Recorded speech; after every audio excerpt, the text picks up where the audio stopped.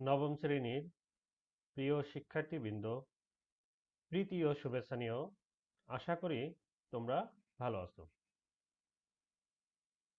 আজ তোমাদের সাথে আমি মোহাম্মদ ইসমাইল হোসেন, তোমাদের বাংলা শিক্ষক, আলোচনা করব বাংলা দ্বিতীয় পত্র নিয়ে। আজ তোমাদের সাথে প্রথম ক্লাস মূল আলোচনার আগে বাংলা সাহিত্য এবং বাংলা ব্যাকরণ নিয়ে। তোমরা জানো বাংলা ব্যাকরণ অনেক বড় একটি বিষয়। বাংলা সাহিত্যে যেমন ইতিহাস আছে, বাংলার ভাষার যেমন ইতিহাস আছে, তেমনি বাংলা ব্যাকরণেরও একটা ইতিহাস আছে। বাংলা ব্যাকরণের ইতিহাস সম্পর্কে আজ আমরা কিছু কথা বলবো। তার আগে বাংলা সাহিত্যের ইতিহাসের একটি সংক্ষিপ্ত বর্ণনা তোমাদের সামনে তুলে ধরার চেষ্টা করব। তোমরা জানো যে বাংলা সাহিত্যের ইতিহাস প্রায় 1000 বছরের অধিক। বাংলা সাহিত্যের প্রাচীনতম নিদর্শন হলো চর্যাপদ। এই চর্যাপদ আবিষ্কৃত হয় 650 অব্দ থেকে 1200 অব্দ পর্যন্ত। তবে কেউ কেউ বলেন 950 থেকে 1200 অব্দের মধ্যেই এই বাংলা সাহিত্যের আবির্ভাব হয়। এর বড় সমর্থক হলো ডক্টর সুনীতি কুমার চট্টোপাধ্যায়। আর 650 থেকে 1200 অব্দ পর্যন্ত বাংলা সাহিত্যে যে আবির্ভূত হয়, এর বড় সমর্থক হলো ডক্টর মোহাম্মদ শহীদুল্লাহ। আমি প্রথমেই বলেছি যে বাংলা সাহিত্যের প্রাচীনতম নিদর্শন হলো চর্যাপদ। তো বাংলা সাহিত্যের যুগ বিভাগ আবার 3 প্রকার। 650 থেকে 1200 সন পর্যন্ত প্রাচীন যুগ বলা হয়। 1200 থেকে 1800 সন পর্যন্ত মধ্যযুগ নামে অভিহিত। আর 1800 সালের পরবর্তী থেকে বর্তমান আধুনিক যুগ নামে অভিহিত করা হয়। প্রাচীন যুগে বাংলা সাহিত্যের সবচেয়ে উল্লেখযোগ্য নিদর্শন চর্যাপদ। মধ্যযুগে এসে বাংলা সাহিত্যের বড় ধরনের বিস্তার ঘটে। এ যুগে অনেক সাহিত্য রচিত হয়েছে। তার মধ্যে উল্লেখযোগ্য হল শ্রীকৃষ্ণ কীর্তন, মঙ্গল কাব্য, বৈষ্ণব পদাবলী, রোমান্টিক প্রণয় উপাখ্যান। আর আধুনিক যুগে এসে বাংলা সাহিত্যের বিস্তার ঘটে বাংলা উপন্যাস, ছোট গল্প, নাটক, প্রবন্ধ ইত্যাদি।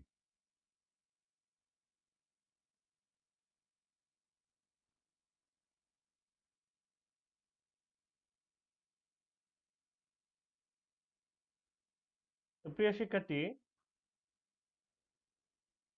বাংলা সাহিত্যের যে সুদীর্ঘ একটা ইতিহাস, এটা খুব অল্প কথায় বলে ব্যাখ্যা করা খুবই কঠিন একটি বিষয়। তো আমরা এরপরে যে মূল আলোচনা, যে বাংলা ব্যাকরণের ইতিহাস, বাংলা ব্যাকরণ সম্পর্কে আমরা এখন একটু আলোচনা করব। তোমরা জানো যে বাংলা ব্যাকরণ আধুনিক যুগের সৃষ্টি। প্রাচীন যুগে একজন ব্যাকরণবিদ ছিলেন, তিনি ছিলেন পাণিনি। তিনি সংস্কৃত ব্যাকরণবিদ। তার বিখ্যাত গ্রন্থ অষ্টাধ্যায়ী ব্যাকরণ প্রাচীন যুগের। এটা শুধু প্রাচীন না, অতি প্রাচীন। খ্রিস্টপূর্বাব্দে 5ম শতকের দিকে তিনি এই ব্যাকরণ রচনা করেছিলেন। আধুনিক যুগে এসে বাংলা ব্যাকরণের সৃষ্টি হয়।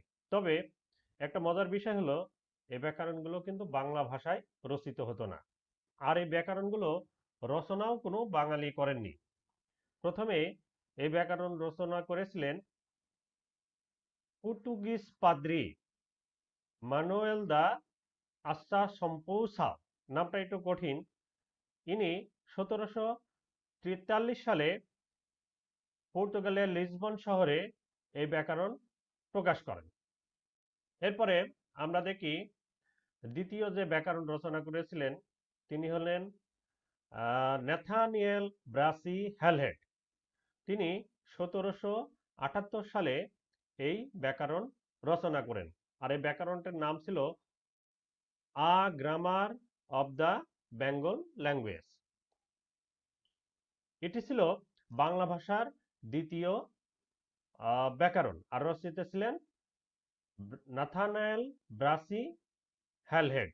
তোমরা জানো বাংলা ভাষার উদ্ভব হয়েছে সংস্কৃত ভাষা থেকে, তেমনি এই বাংলা ব্যাকরণও কিন্তু উদ্ভব হয়েছে এই সংস্কৃত ভাষা থেকে। সংস্কৃত ভাষা, সংস্কৃত ব্যাকরণের আদলেই এইসব ব্যাকরণগুলো রচিত হতো। আর এই ব্যাকরণগুলো প্রথমেই রচিত হতো ইংরেজি ভাষায়, কোনো বাংলা ভাষায় এই ব্যাকরণ রচিত হতো না। তো প্রিয় শিক্ষার্থী, বাংলা ব্যাকরণের একটা বড় ইতিহাস আছে, যেগুলো তোমাদের জন্য জানা প্রয়োজন। তোমাদের পাঠ্য বইয়ে কিঞ্চিত অংশ এই ব্যাকরণ রচয়িতাদের নাম তুলে ধরা হয়েছে। তোমরা এগুলো ভালো করে মনে রাখার চেষ্টা করবে। আমি তোমাদের এই ভিডিও ডেসক্রিপশনে এই বাংলা ব্যাকরণের যে নাতিদীর্ঘ ইতিহাস এটা দিয়ে দিব, তোমরা এটা বিস্তারিত পড়ে নিবে। এরপরে বাংলা ব্যাকরণের সবচেয়ে উল্লেখযোগ্য অবদান রাখেন রাজা রামমোহন রায়। তিনি 1826 সালে প্রথম বাংলা ব্যাকরণ রচনা করেন, তবে সেটিও ছিল ইংরেজি ভাষায়। 1833 সালে তার বিখ্যাত ব্যাকরণ গ্রন্থ গৌড়ীয় ব্যাকরণ প্রকাশিত হয়, সেটা বাংলা ভাষায়। তিনিও এই ব্যাকরণ সংস্কৃত ধাঁচ থেকে বেরিয়ে এসে অনেকটা আধুনিক একটা ব্যাকরণ রচনা করার চেষ্টা করেছিলেন। এরপরে উল্লেখযোগ্য ব্যাকরণবিদ ছিলেন গঙ্গা কিশোর ভট্টাচার্য, শ্যামচরণ সরকার, ইন্দ্রনাথ বন্দ্যোপাধ্যায়, উইলিয়াম কেরি উল্লেখযোগ্য। তোমরা এবার স্ক্রিনে আমাদের এই যে বাংলা ব্যাকরণের মূল অংশগুলো তোমরা দেখতে পারবে। তোমরা স্ক্রিনে একটু খেয়াল করো, তোমাদের পাঠ্য বইয়ে যে বাংলা ব্যাকরণের সংক্ষিপ্ত ইতিহাস একটু তুলে ধরার চেষ্টা করা হয়েছে, তোমরা এটা ভালো করে খেয়াল করো। বইয়ের দ্বিতীয় পরিচ্ছেদে বাংলা ব্যাকরণ নামে যে অংশটি আছে সেটা ব্যাকরণ ও বাংলা ব্যাকরণে ভাষার স্বরূপ ও প্রকৃতি নিয়ে আলোচনা করা হয়। তার মানে প্রথমেই ব্যাকরণ কি সে সম্পর্কে তোমাদের একটু ধারণা দেওয়ার চেষ্টা করছে। দেখো, ব্যাকরণ ও বাংলা ব্যাকরণ ভাষার স্বরূপ ও প্রকৃতি নিয়ে আলোচনা করা হয়। ধ্বনি, শব্দ, বাক্য ইত্যাদি বিশ্লেষণের মাধ্যমে ভাষার মধ্যকার সাধারণ কিছু বৈশিষ্ট্য খুঁজে বের করা ব্যাকরণের কাজ।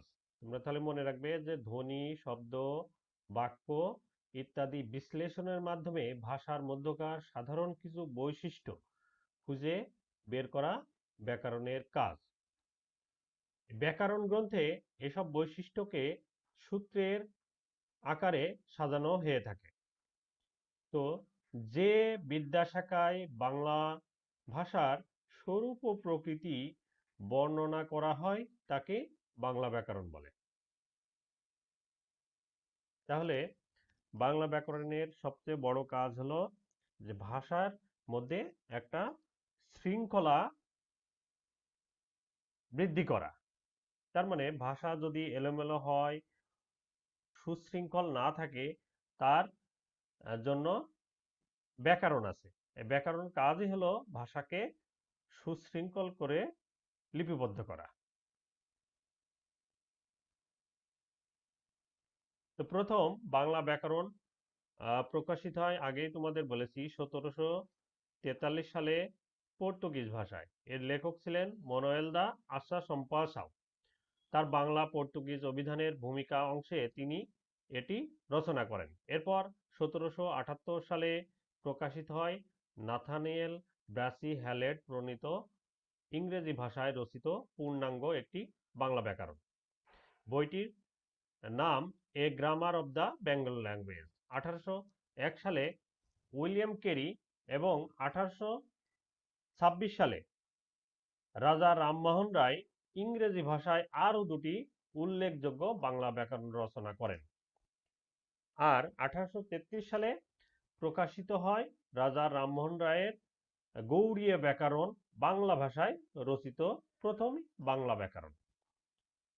তো প্রিয় শিক্ষার্থী, তোমরা দেখছো যে বাংলা ব্যাকরণ প্রথম বাংলা ভাষায় রচিত হয় 1833 সালে, আর এর রচয়িতা রাজা রামমোহন রায়। প্রিয় শিক্ষার্থী, আজকের মতো বাংলা ব্যাকরণের ইতিহাস আজকের মতো এ পর্যন্তই। পরবর্তী কোনো ক্লাসে পরবর্তী নতুন কোনো টপিকস নিয়ে তোমাদের সামনে আবারও হাজির হব। সে পর্যন্ত তোমরা ভালো থেকো। সবাইকে ধন্যবাদ।